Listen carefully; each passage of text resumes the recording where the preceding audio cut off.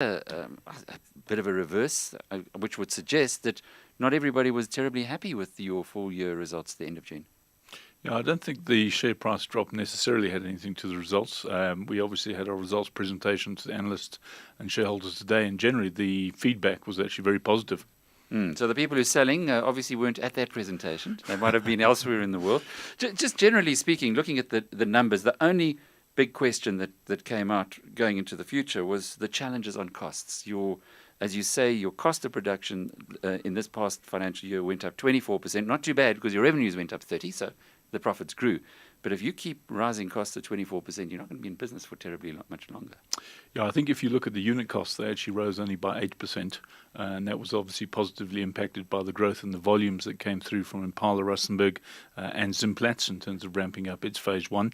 If one looks at that 24% cost rise in cost of sales, about half of it was due to metals purchased. As you know, we have the two dual business models, so half of it came through from inventory movements and So metals it's not something purchased. to worry about.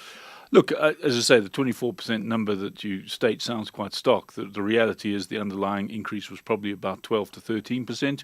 And if you take the positive mitigation of volumes, you're looking at about an 8% unit cost Still increase. 12 to 13%. David Shapiro, wouldn't you start worrying if you were running a business generating cost increases 12 to 13 when inflation's supposed to be only 4? Yeah, look, they've had a whole lot of cost increases that they couldn't help. But as David says, what they're mitigating is by increasing production. So you're spreading it across a larger base. Per ounce of platinum, David, is only up by 8%. Yeah. But how much longer can you keep increasing production by? You've got your target of 2 million ounces by 2014, but thereafter? Well, I think in the reality is that we obviously need to make sure that wage increases, which obviously have exceeded inflation for a number of years now, we need to make sure that we can offset those through productivity gains. We have seen productivity slip in the last couple of years, but certainly the outlook for us over the next 2 to 3 years is we'll see productivity improve again, and that will help to mitigate some of those real wage increases. You guys have always been better at that kind of thing, at productivity. You've always run a tight ship. People invest in Impala because they say it's well managed. Anglo Platinum's had its difficulties. And yet, if you're slipping on that side, productivity not rising as well, where did the eye lose the ball?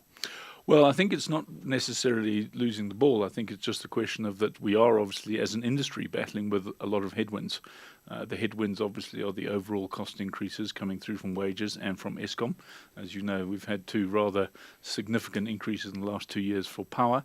We also have seen issues around rises in absenteeism, and I think the mining industry as a whole has been suffering with that. And obviously, the underlying issue with that is the general health of the workforce and HIV/AIDS and the impact it's having on our workforce and the industry workforce as a whole.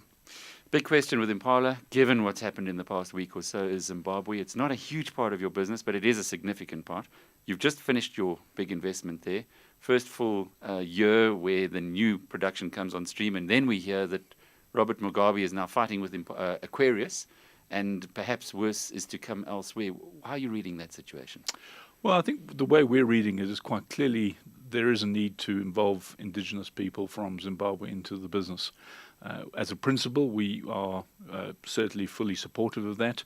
We just believe that there needs to be a greater debate around the balance between risk and reward in this equation. And quite clearly, when one talks about mining, one is talking about long-term capital investments of significant size, and one just needs to make sure that the providers of capital are getting a fair return. That sounds very logical, but we're not dealing with a logical man over there.